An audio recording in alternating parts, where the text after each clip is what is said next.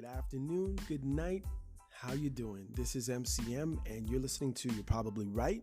Today we are going to have a serious conversation. Well, maybe not a serious conversation, but there's going to be a serious talk happening here. Now, of course, I'm only doing the talking, but just stay tuned.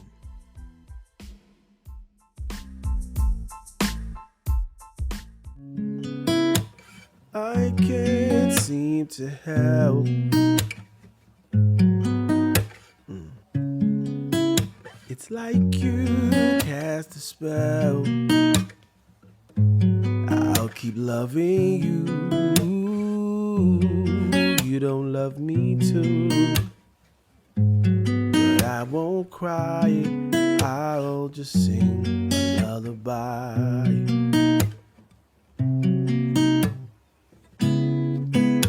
You moved on already. I know I gotta stay strong.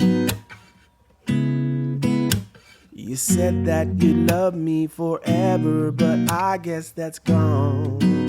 And I can't seem to hide all this pain that I feel inside. But that's okay, I'll just sing a lullaby. Listen, I can't seem to help. No. Oh, it's like you cast a spell. Can't believe we're through. You win and you lose. But I won't cry, I'll just sing a lullaby. Listen.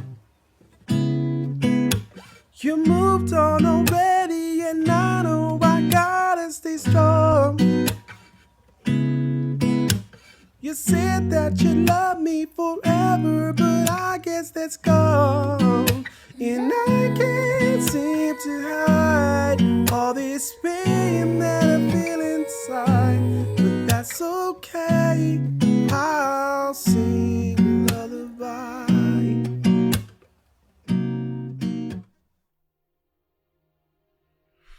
Hello, people. This is MCM, and you're listening to You're Probably Right podcast. For our next episode, I'm going to stay on this a little bit. Maybe not.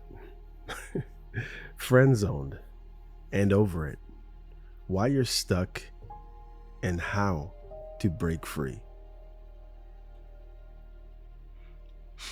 So check it out. Welcome to episode 192 of You're Probably Right. I'm your host, MCM, and we're going to dig into something. And I really got to shave. Groundbreaking, right? Today we're breaking down the infamous friend zone, a place where you're good enough to be around, but never quite enough to be the one around. You know the feeling. You're there when they need advice, a ride, or just an ego boost. But when it comes to something real, you're left on the bench. In this episode, we're pulling back the curtains on the friend zone, why you're stuck, how you got there, and most importantly, how to break free without looking back. Whether you're facing this dilemma right now or still healing from it, let's talk about reclaiming your self-respect and moving forward. All right. You probably noticed a little smirk in my voice. I was like, hey man, you're actually doing pretty good. And that made me laugh. It's kind of weird, but whatever. Just thinking. All right. Firstly, are you just a convenient option? If you think you're in the friend zone and you're still wondering about why you, why not him, why not them, why not her, him or her, The subtle ways people keep you around for their own benefit. You'll have friends in your life who will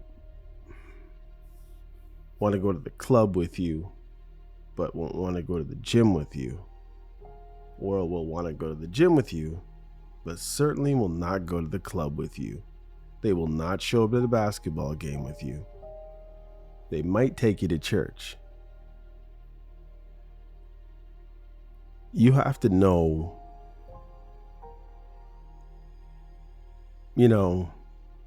if you're a friend, you're a friend. If it's not the friendship that you want, then you have to be upfront. And people will keep you around for their uses. Everybody wants what they want when they want it. But when they don't want it, they certainly don't want it in most cases. So I don't think you want to be one of those people who are just kept around for the sake of being kept around.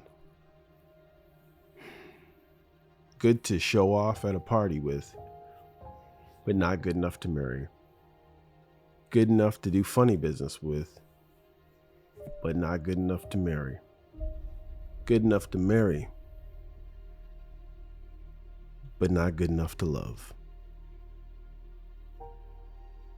Those of you who've been through it, you know what I'm saying. Some people will go as far as marrying you, but then there's still stuff stuck in their backpack that forces them never to give their all to their spouse. They're stuck in some relationship, some situation, some abuse,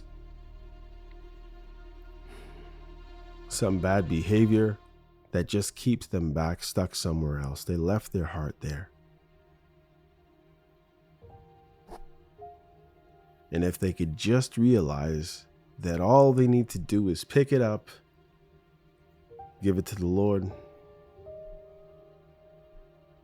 and move on and learn to love.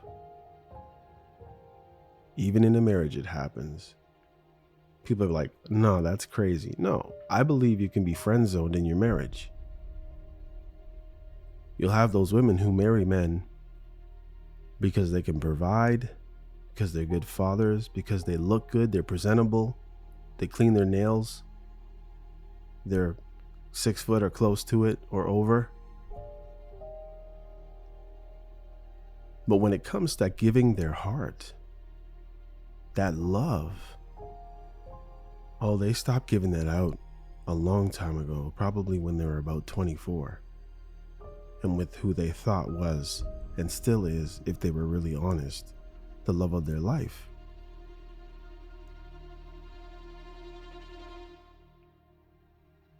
Really know what you're doing when you're pursuing someone. And you have to understand that there are limits to everything except to God. But in everything that we're doing down here, there are limits. You have to know if that's where you want to be. You want to be friend zoned by someone you are in love with or have deep down emotions for. You think you're just going to be able to show up at the church with them or go have coffee with them and everything is just going to be friendly? Okay, you torture yourself. Meanwhile, they know you want more and they have no intention of giving you more. Stay? No way.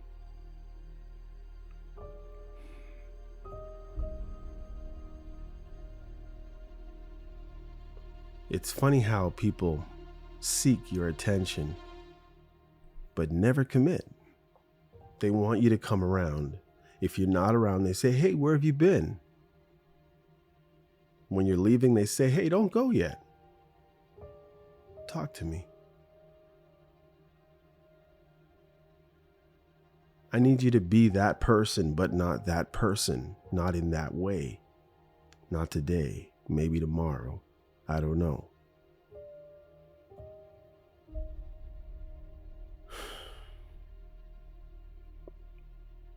Some people always want a backup plan. So they seek for what they're seeking for. They're going for what they're going for, whether you're there or not. And if you come along for the ride, just understand that we're going to place you over here on the left or the right. But don't move. Don't try to transfer yourself over to the other side. We just want you right there. Now, I know you have feelings. I know there's things that you want, but we got to leave you right there. If you want to be around, you have to stay right there. Is that what you want for your life? Do you want to be a supporting actor in your own life? Do you want to be on the bench of your own team that you're the best player on? You got to think about it. Mixed signals and false hopes. Understanding why they give just enough to keep you invested.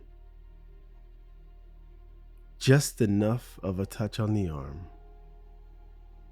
Just enough of the rub of your lower back. Just the right pat on the head, or just a nice kiss on the cheek.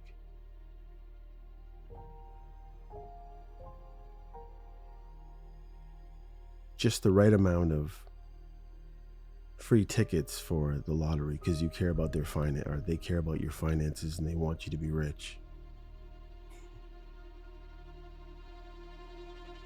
Maybe they offer you a piece of gum every time they see you. Maybe it's just the way they smile. Something that they do that just keeps you coming along, almost like they're holding a carrot in front of you, trying to walk up a hill.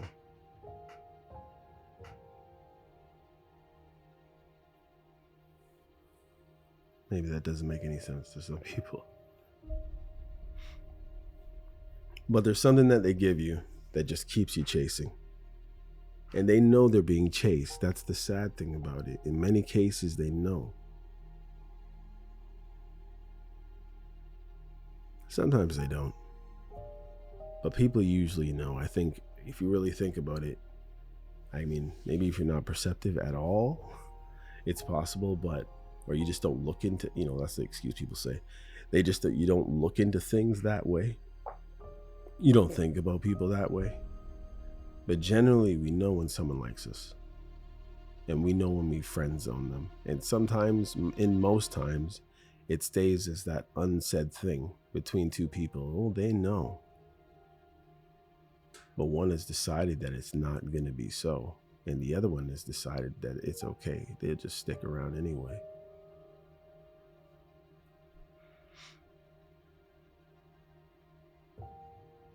How to recognize emotional breadcrumbs and stop chasing them.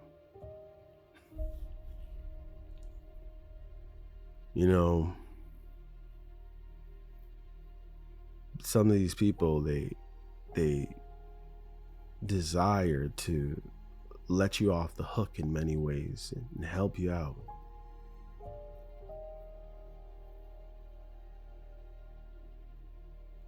Maybe they'll drop everything and help you to do something. Maybe you have to plan something. Maybe you have to do something really wonderful and you really, really need help, and they drop everything to help you out. And that saves your career. Maybe that gives you a career. Maybe they tested you just before an exam for an important career that you had in front of you, and you weren't able to study, and you definitely know for a fact that you wouldn't have done it without them. They do stuff that make you love them, but never quite enough to let you have them as yours. Just enough to keep you chasing.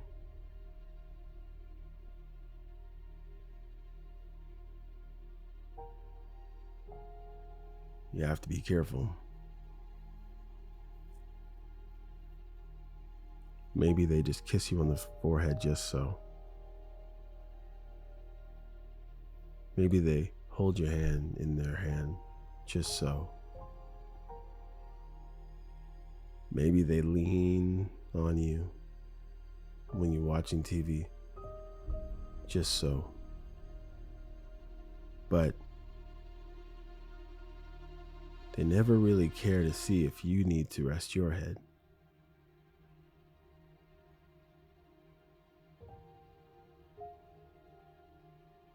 They would never concern themselves as to whether or not that's the place that makes you really feel special. Maybe it's your bicep, not your tricep. Who knows?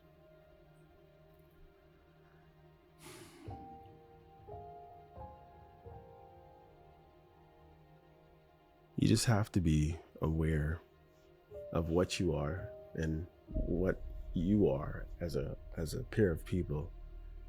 And if you can't handle the situation the way it seems like it's going to stay, and I mean, usually when you get friend zone, usually you stay there. Maybe in some cases, unless you have a lot of money out of nowhere and you didn't before. You never know. Sky's the limit, they say. The cost of staying stuck. Well, how staying in the friend zone affects your confidence in future relationships. Well, yeah, once you stay stuck, you're going to be like the people that were stuck on other people when they got to you. You're not going to allow them to ever reach their goal with anyone. I mean, it's a cycle. It's somebody's friend zone, then they friend zone somebody else. Who's gonna stop the madness? Staying stuck with someone who doesn't love you and stuck in trying to chase them in your heart doesn't allow you to move on or be accessible to the next person, because in most cases there will be another person. The question is, who will you be when they show up? And you might end up letting that pass if you stay stuck in the future because you can't see the present.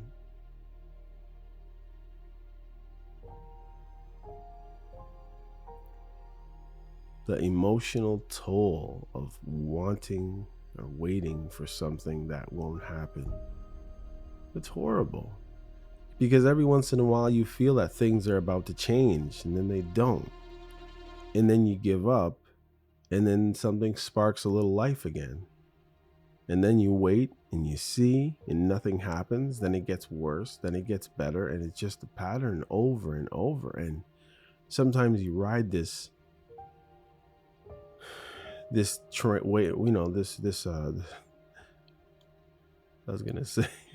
roller coaster of emotions, thinking that you're on and you're not on, and then you're on and then you're not on, then you're off for a long time, then you're back on again. And who wants to live like that?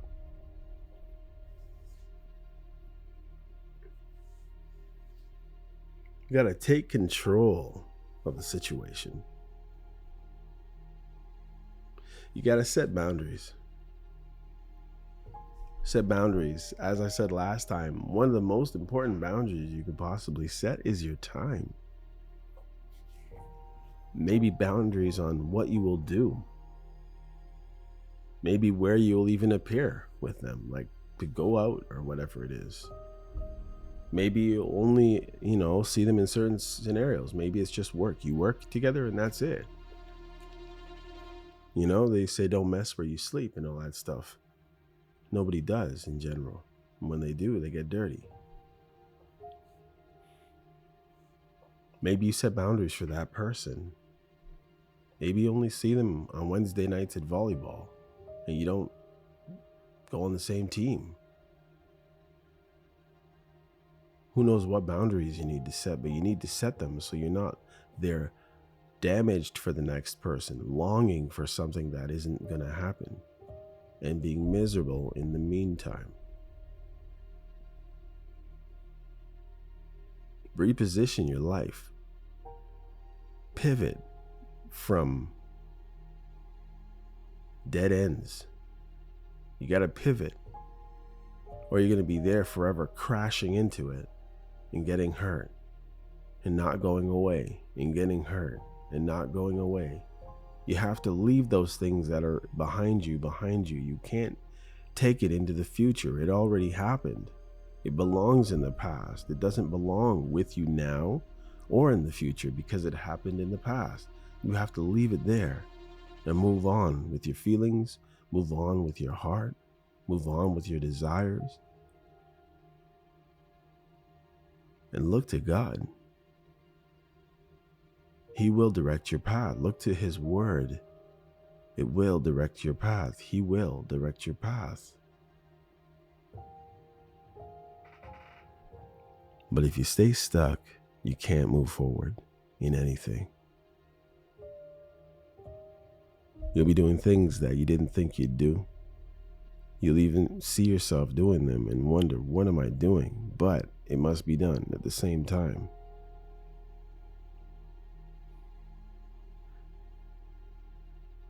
And there are strategies you need to take, when you want to walk away with your dignity and with your power.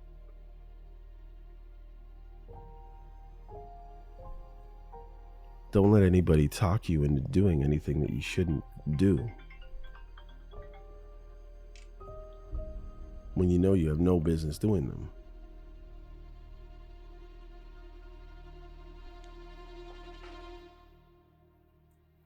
Because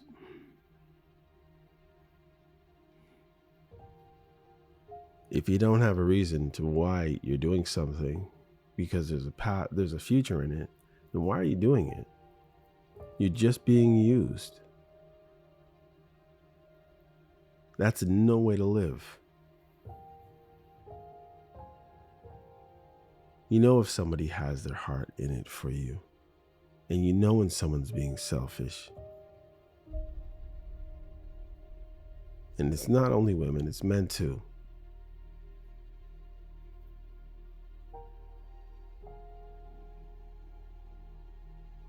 But some people only give you what you want as a consolation or to help themselves. And when you get it, it was half as good as you thought it could have been. And it lasts about twice as long as you wish it did. In your heart anyway. Nobody ever says it.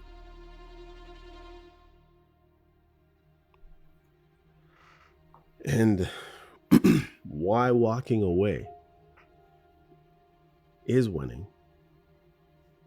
The freedom of self-respect that comes with stepping back, because most of us want to continue, and most of us have the emotions to keep going. But when you have the sense to step back when things aren't going the way that you would like them to go, or they're not going to go that way no matter what, when you have the power to say, you know what, hey man, I get you where you are, you do your thing, and I'm going to be over here doing my thing, and I'm not going to be looking back hoping or wishing for you anymore. That's your life. Go do what you want to do. I'm going to be over here depending on God to supply my needs in other ways, or maybe in the same way but with someone else.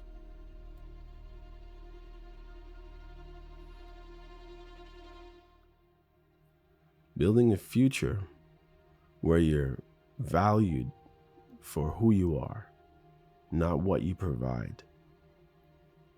It kind of is cool to know that if someone was going to hurt, if I had a wife and someone was going to hurt her, and I knew that I could protect her. That feels good. Do we want to get hurt? No, but it feels good. Even if you got hurt, it felt good that you were able to do so. Building a future where you're valued for who you are, not what you have. Some guys are rich right now and they're worried and saying, looking in the mirror saying, wow, that's my wife. I just woke up in this state-of-the-art bathroom with white towels all around me, a huge, nice bathtub, and here I am in the marble floor in a nice, bright white washroom, right straight up down the walls with chandeliers, maybe not so subtle or something. I don't know, but you're winning, and you're looking at yourself in the mirror, saying, I wonder if she'd be with me if I didn't have this beautiful locks of hair. Yeah, that's a small thing. Or I wonder if she'd be with me if I didn't provide a $300,000 salary. I wonder if she'd be with me if I didn't provide this 4,000 square foot home.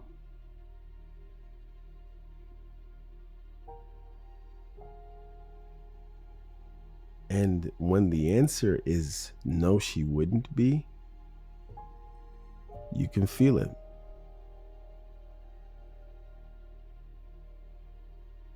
Or maybe you just do things for them, just friends, but you'd like it to be more, and you just always show up with the right bagel and coffee just the way you like it every time they see you. And because you're the bagel and coffee person, they'll never cut you out of their life. But when you think you're giving gifts to promote love, it's going nowhere.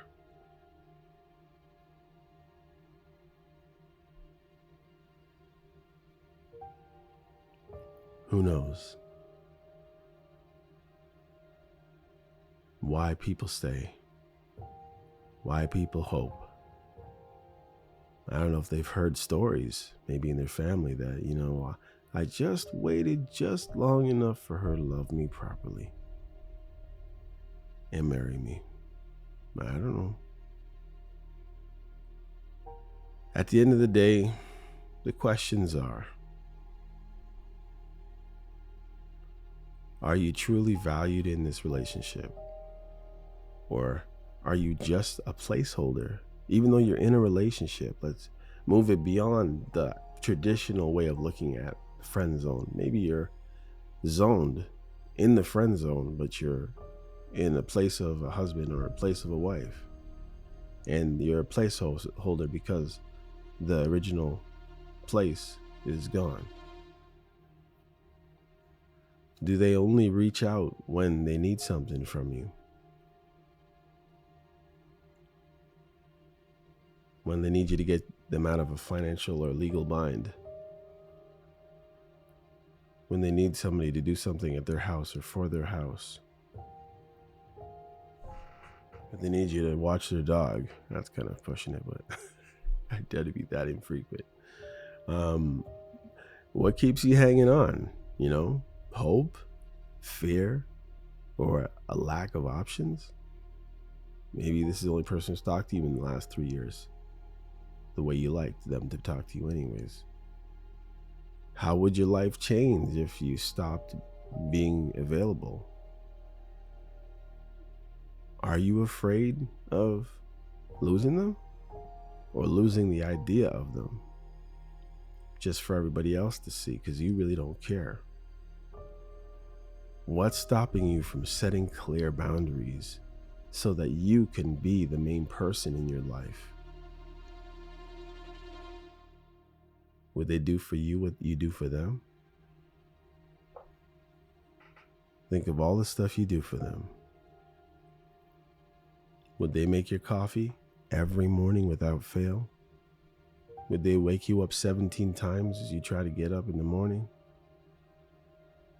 Would they do your laundry? Would they cook your food? Who knows? All the things you do for them. Would they balance your checkbook? Or I guess no checkbook anymore, your accounts, and make sure everything's paid equally and properly, causing you little interest? Would they cut the grass every 2 weeks or every 4 days, depending on your lawn? Would they get out and shovel the snow? Would they get down on their hands and knees and clean the toilet bowl? If they had to or could, would they do half the things you've done? Are they really your friend, or just using your presence of, comfort? Are they really your wife without the paper? How do you want to be defined as far as a person worth something? Or how do you want to define your worth moving forward? And is it even close to what you have right now? If you're always the shoulder to cry on, but never the hand they hold, it's time to recess from that situation and reassess where your life is and where it could be going. You deserve more than being an emotional backup plan. Stepping away isn't giving up, it's choosing yourself. It's time to stop waiting and start living. But live for Jesus while you're living. Anyhow, this is MCM and we're done. We're done like dinner. I'll see you next time, okay? Take care.